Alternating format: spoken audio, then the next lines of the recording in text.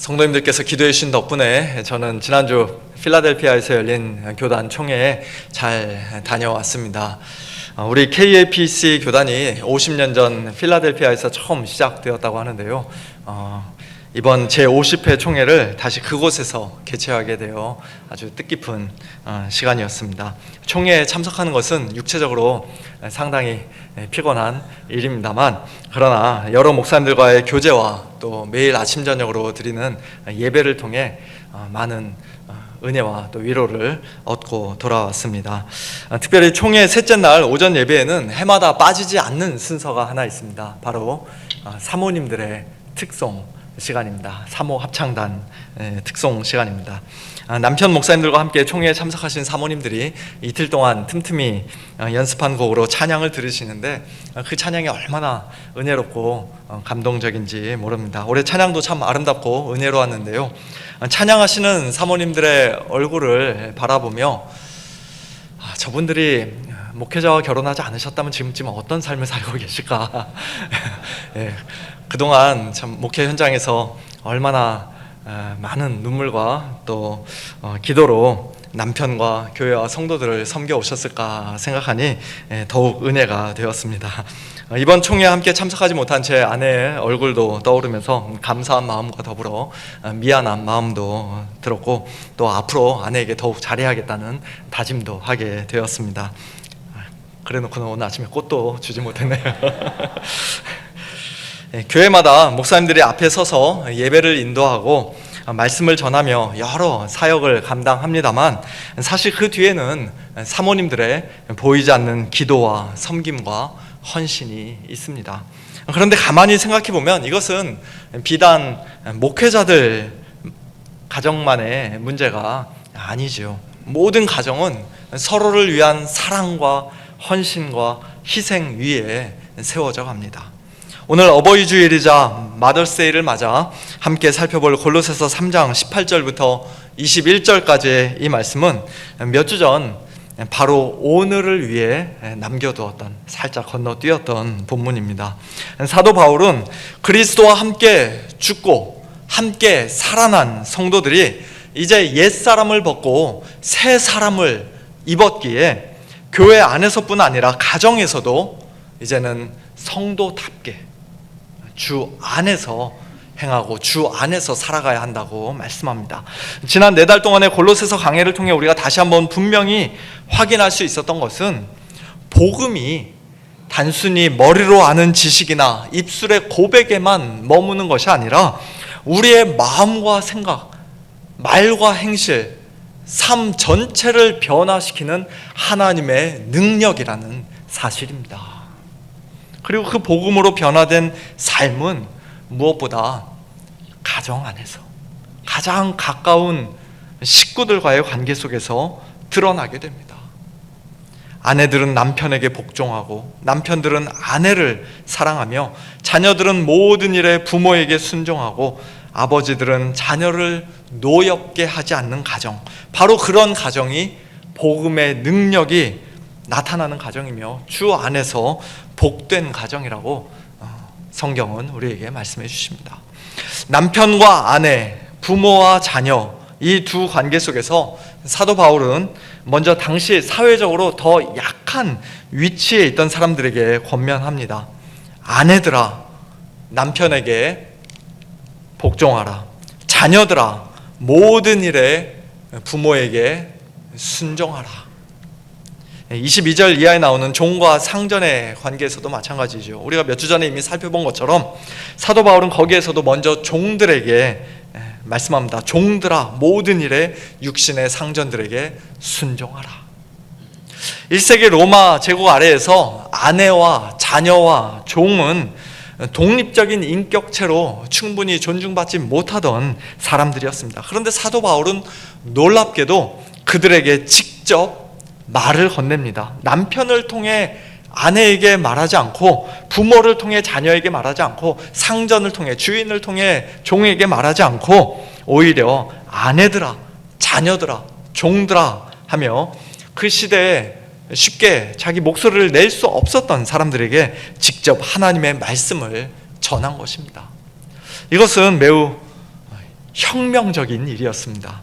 왜냐하면 그것은 곧 당신들도 하나님 앞에서 책임 있는 인격체다라고 선언하는 것과 같았기 때문입니다.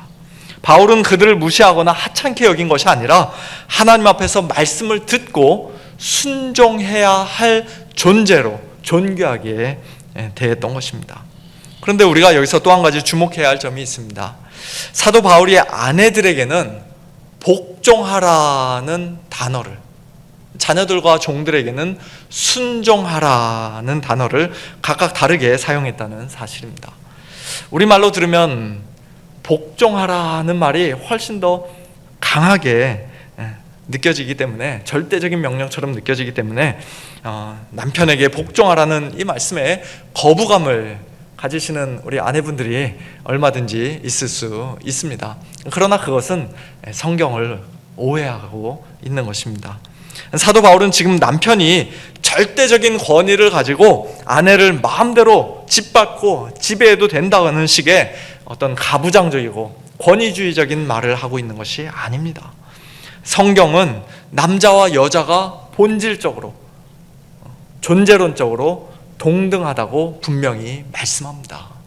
창세기 1장에서 말씀하시는 것처럼 남자와 여자는 처음부터 둘 다 하나님의 형상으로 똑같이 존귀하게 창조되었습니다. 그러나 동시에 창세기 2장에서는 하나님께서 가정 안에 질서를 세우셨다는 사실도 우리에게 보여줍니다.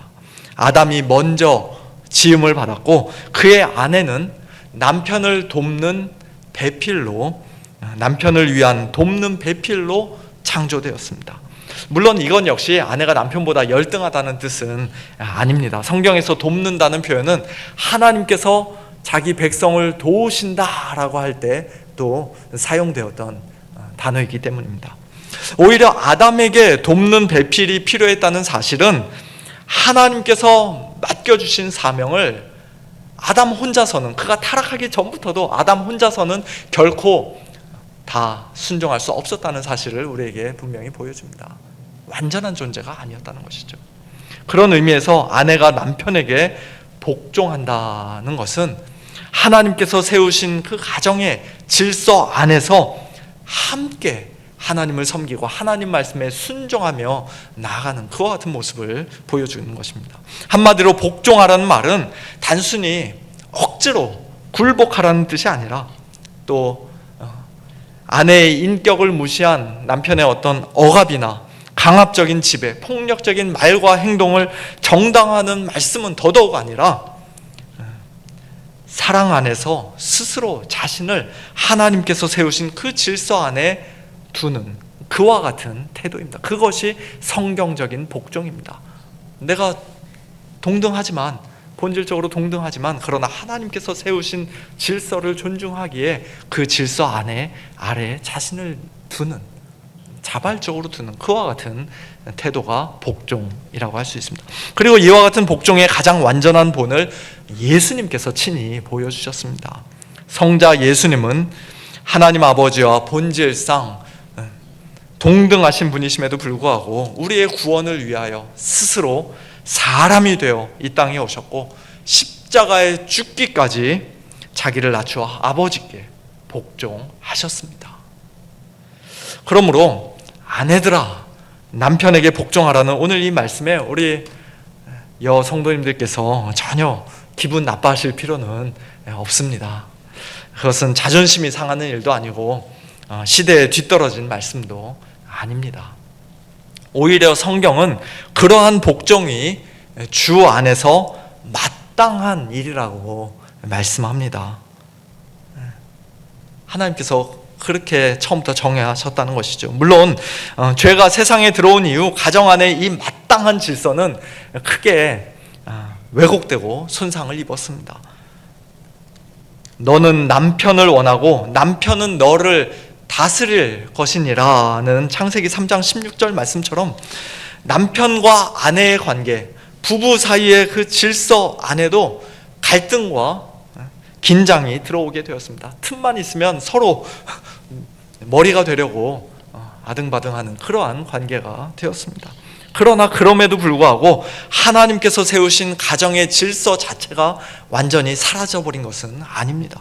성경은 여전히 가정 안에서 남편과 아내가 하나님께서 맡기신 각자의 역할과 질서를 따라 살아가야 한다고 말씀합니다. 특별히 그리스도인 아내들은 남편이 부족하고 연약하게 느껴질 때에도 그럴 때가 얼마나 많이 있겠습니까? 그러나 그럴 때에도 심지어는 남편이 믿지 않는 사람이라 할지라도 하나님께서 세우신 질서를 따라 남편을 존중하고 기꺼이 복종하는, 순복하는 그런 성숙한 모습을 보여야 합니다.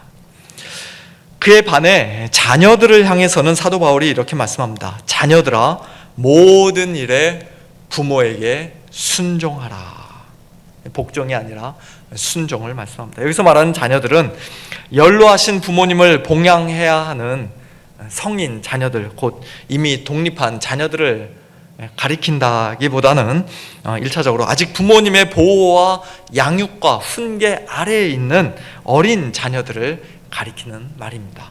그런 어린 자녀들은 단지 질서의 차원에서 부모를 존중하는 정도가 아니라, 우리 원래 똑같지만 내가 존중해드립니다, 이 정도가 아니라 부모의 말씀을 귀담아 듣고 그대로 순종해야 하는 위치에 있습니다. 여기서 순종하다라는 단어는 원어적으로 아래에서 듣는다라는 뜻을 가지고 있습니다. 아래라는 말과 듣다라는 말이 서로 합해진 합성어입니다. 곧 부모의 권위 아래에서 겸손히 듣고 따르는 것을 의미합니다. 그래서 사도 바울은 모든 일에 부모에게 순종하라고 자녀들에게 명령하고 있는 것이에요. 아직 어린 자녀들은 스스로 이것은 내가 순종하고 이것은 순종하지 말아야겠다라고 독립적으로 판단하며 살아갈 만큼 충분히 성숙하지 못한 존재이기 때문입니다. 물론 이것은 부모가 하나님의 뜻에 정면으로 반하는 것을 명령하지 않는다는 전제를 가지고 있습니다. 예를 들어 내일 월요일에 시험이 있으니 오늘은 교회 가지 말고 집에서 하루 종일 공부만 해라 라고 부모님이 명령한다면, 하나님을 잘 믿는 자녀라면 어떻게 해야겠습니까? 부모님 말씀이니까 공경하겠습니다, 순종하겠습니다, 모든 일에 순종하겠습니다, 그러기보다는 그래도 하나님께 예배드리는 것이 저에게는 더 중요합니다. 우리 같이 예배드리러 가지요. 부모님 손을 이끌고 오히려 교회로 나와야 할 것입니다. 그런 특별한 경우가 아닌 이상 어린 자녀들은 부모의 모든 말씀에 순종해야 합니다. 그리고 사도 바울은 그것이 곧 주 안에서 기쁘게 하는 것이다, 다시 말해 주님을 기쁘시게 하는 것이다 라고 말씀합니다. 지금 이 자리에 이 말씀을 직접 들을 만큼 참 나이가 어린 자녀들, 혹시 2층에 도일이 있나 모르겠는데요, 어린 자녀들이 없는 것이 매우 아쉽습니다만, 부모님들은 자녀들을 그렇게 순종하는 자녀로 잘 양육해야 합니다. 디모데전서 3장에서도 교회 직분자, 감독과 집사의 그 중요한 자격 가운데 하나가 자기 집을 잘 다스리고 자녀를 바르게 부모님께 순종하는 자녀로 양육하는 것이라고 말씀합니다. 요즘은 아이를 많이 낳지 않다 보니 자녀가 원하는 것은 무엇이든 다 들어주고 자녀 중심으로 가정이 움직이며 오히려 부모가 자녀의 눈치를 보는 그런 경우도 종종 보게 됩니다. 그러나 부모는 자녀를 결코 우상으로 섬겨서는 안 됩니다. 자녀를 사랑하되 동시에 하나님의 말씀으로 잘 훈계하고 양육해야 합니다. 우리 성도님들의 자녀들은 대부분 이미 장성했겠습니다만 아직 어린 자녀를 두신 젊은 부모님들께서는 자녀들이 모든 일에 부모에게 순종하는 것이 곧 주님을 기쁘시게 하는 일이라는 오늘 이 말씀을 마음에 깊이 새기시고 자녀들을 믿음 안에서 바르게 양육하시기를 예수님의 이름으로 축원합니다. 그런데 사도 바울은 이처럼 아내들에게는 복종을, 자녀들에게는 순종을 말씀하시는 것으로 끝나지 않았습니다. 오히려 오늘 본문에서 더 놀라운 점은 당시 로마 제국의 가정 안에서 거의 절대적인 권한을 가지고 있었던 남편들과 아버지들에게도 반드시 감당해야 할 책임과 의무가 있다고 말씀한다는 사실입니다. 성경은 언제나 권위를 가진 사람들에게 더 무거운 책임을 요구합니다. 먼저 남편들을 향한 말씀은 무엇입니까? 남편들아, 아내를 사랑하며 괴롭게 하지 말라. 오늘날 우리에게는 아내를 사랑하라는 말이 너무나 당연하고 평범한 명령처럼 들릴 수 있습니다. 특별히 미국 사회에서는 더욱더 그럴 것입니다. 그러나 1세기 당시를 생각해보면 이것은 결코 평범한 말이 아니었습니다. 당시 사회에서 아내는 남편의 여러 소유물 가운데 하나처럼 여겨졌고 자신의 권리를 정당하게 주장할 수 없는 그러한 존재였습니다. 아내는 남편들이 사랑해야 할 대상이 아니라 잘 단속하고 굴복시켜야 할 존재였습니다. 그런 시대에 남편들에게 아내를 사랑하라고 명령한 것은 매우 놀랍고 충격적인 말씀이 아닐 수가 없는 것입니다. 더군다나 여기서 말하는 사랑은 단순한 남녀 간의 어떤 감정적인 사랑이나 애정이 아니죠. 에베소서 5장에서 말씀하는 것처럼 그리스도께서 교회를 위하여 자기 자신을 내어준 것 같은 무조건적이고 희생적인 아가페의 사랑입니다. 아내가 영적으로 자라고 성숙해 갈 수 있도록 도와주는 사랑이며 남편이 자기 몸을 돌보고 사랑하듯 아내를 양육하며 보호하는 사랑입니다. 결코 쉬운 일이 아닙니다. 물론 아내가 남편에게 복종하는 것도 쉬운 일은 아닙니다. 성경은 그것이 교회가 그리스도께 하듯 하는 복종이라고 말씀하기 때문입니다. 그러나 남편에게 요구되는 책임은 사실 그보다 훨씬 더 어렵고 무거운 것입니다. 남편은 자기가 권위를 가졌다고 해서 아내를 무시하며 이래라 저래라 명령만 해서는 안 되고 오히려 그리스도께서 교회를 사랑하신 것처럼 아내를 위하여 자기 자신을 내어주고 심지어 목숨까지 내어주는 희생적인 사랑을 해야 하기 때문입니다. 참 이기적인 사람이 그런 사랑을 한다는 것은 거의 불가능에 가까운 일이죠. 불가능한 일입니다. 하나님께서 한 가정 안에서 남편을 아내의 머리로 세우시고 권위를 주신 이유는 남편으로 하여금 자기 아내를 더욱 사랑하고 잘 섬기게 하시기 위해서입니다. 성경적인 권위는 예수님께서 친히 본을 보여주신 것처럼 낮아지고 희생하며 자신을 내어주는 섬김의 권위입니다. 그러므로 저를 포함하여 남편된 우리 모든 남자 성도님들은 식탁에 앉아 반찬 투정 할 것이 아니라 아이들처럼 그렇게 투정할 것이 아니라 아내의 수고와 섬김을 그저 당연하게 여길 것이 아니라 오히려 내가 아내를 위해 무엇을 희생하고 어떻게 섬길 수 있을까를 먼저 생각해야 합니다. 어떻게 해야 그리스도께서 교회를 사랑하신 것처럼 아내를 사랑할 수 있을지를 적극적으로 고민하고 실제로 움직여야 합니다. 예, 아멘.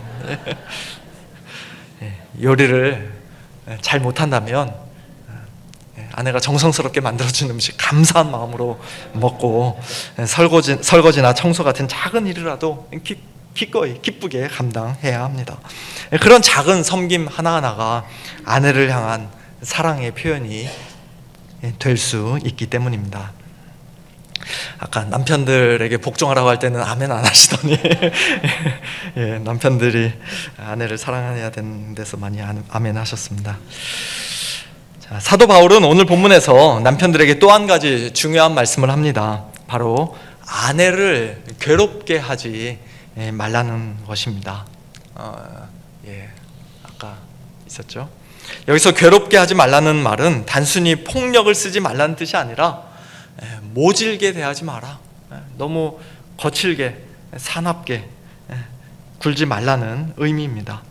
남편이 아내를 향해 차갑고 독하게 대하고 네가 뭘 아느냐는 식으로 늘 핀잔을 주며 무시하고 반복해서 그 마음에 상처를 주는 말을 해서는 안 된다는 말씀입니다.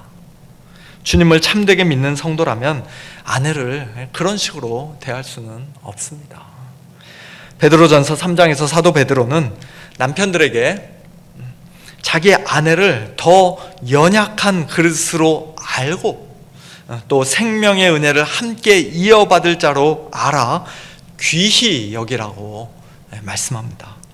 아내의 연약한 몸과 마음에 상처를 주지 않도록 늘 조심하고 신앙의 동반자로서 아내를 존중하며 소중히 여기라는 것입니다.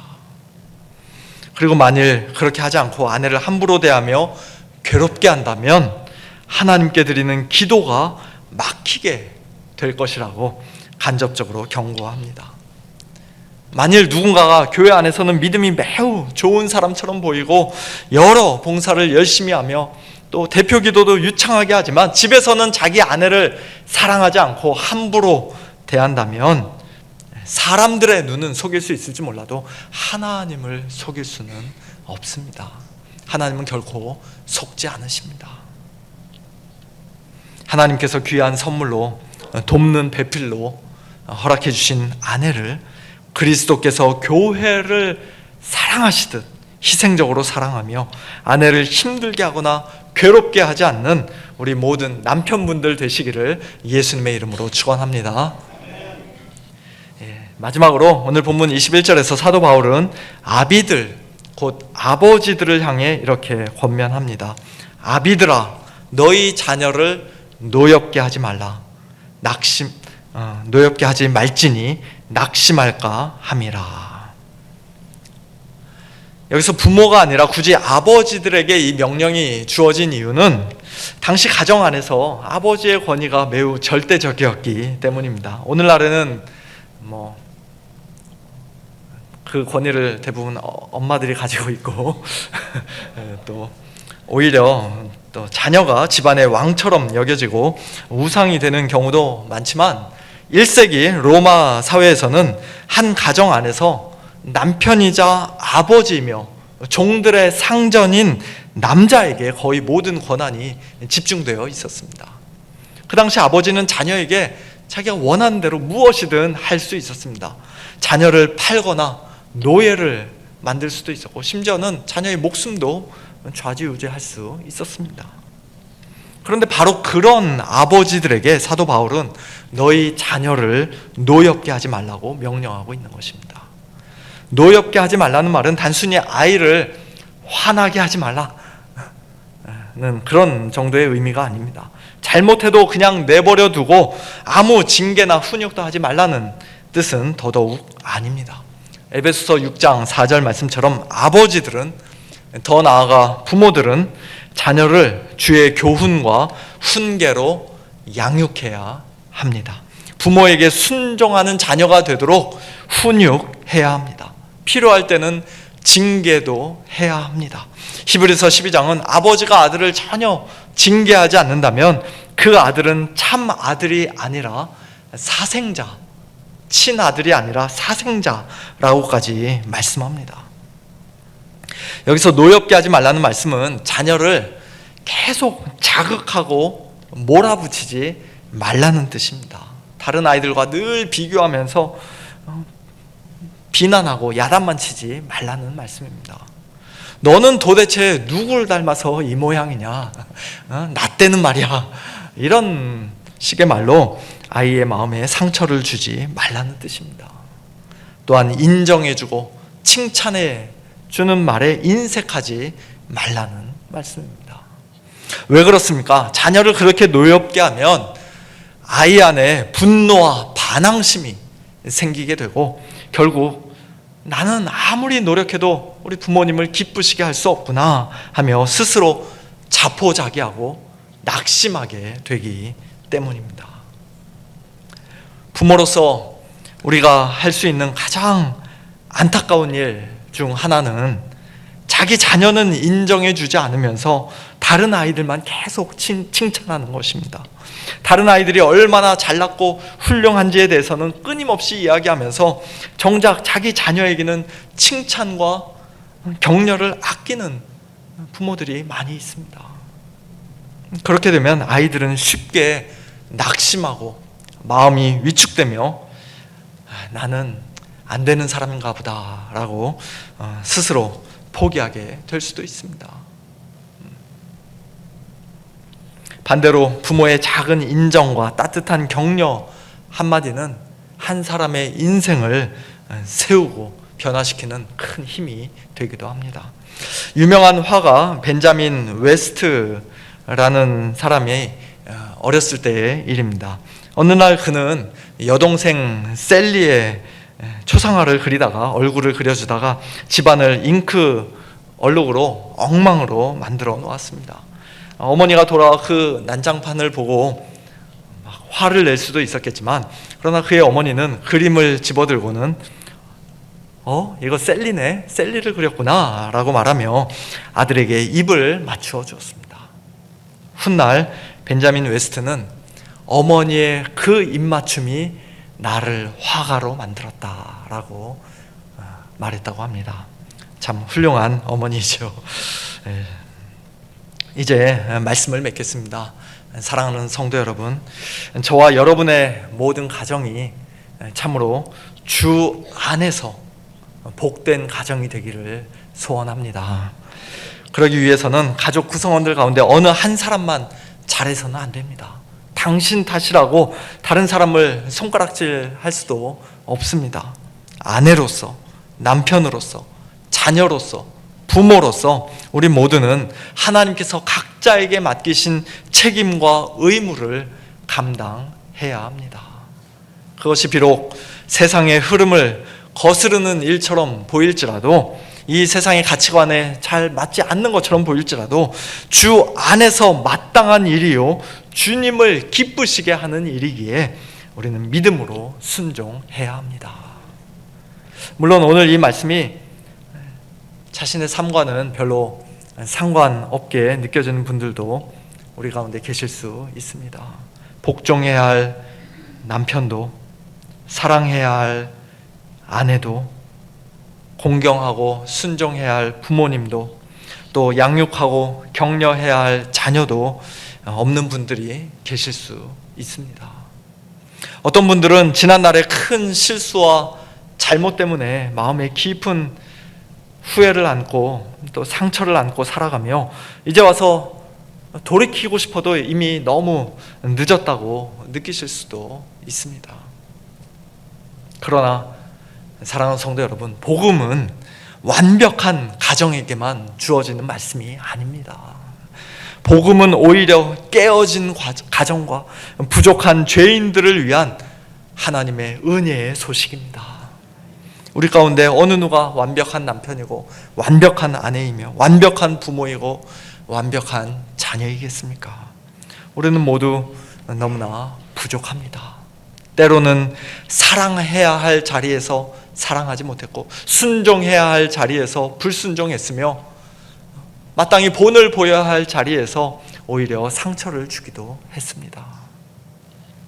그러나 감사한 것은 예수 그리스도께서 그런 우리를 위해 이미 완전한 순종을 이루셨다는 사실입니다.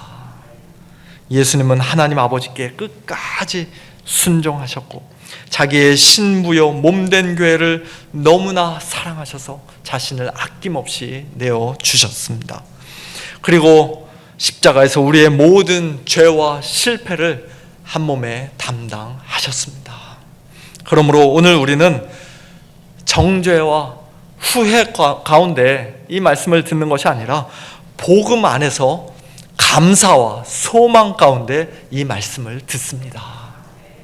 성령께서 우리의 가정을 새롭게 하시고 우리의 마음을 변화시키셔서 아내는 남편에게 기꺼이 복종하고 남편은 아내를 더욱 사랑하며 자녀는 부모에게 모든 일에 순종하고 또 부모는 자녀를 노엽게 하거나 낙심시키지 않는 가정으로 주님께서 우리를 점점 변화시켜 주시고 빚어 가실 것입니다. 비록 이 땅에 완벽한 가정은 없지만 예수님께서 주인 되시고 중심이 되시는 가정, 복음으로 날마다 회개하고 다시 회복되어 가는 가정은 참으로 주 안에서 복된 가정인 줄 믿습니다. 뿐만 아니라 우리는 오늘 이 땅의 가정만 바라보고 살아가는 사람들이 아닙니다.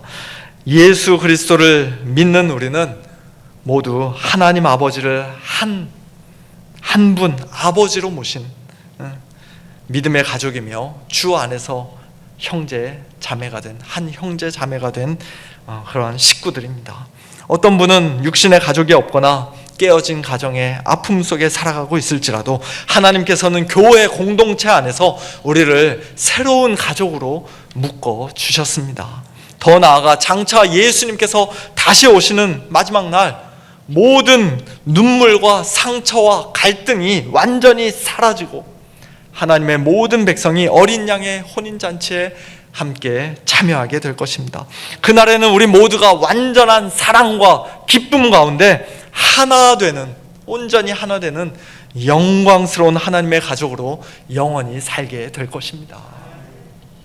그러므로 이 땅의 가정 안에서도 또 교회 공동체 안에서도 서로 사랑하고 섬기며 또 장차 완성될 하나님 나라의 그 가정을 소망하며 살아가는 복된 저와 여러분 우리 모두가 될 수 있기를 예수님의 이름으로 축원합니다.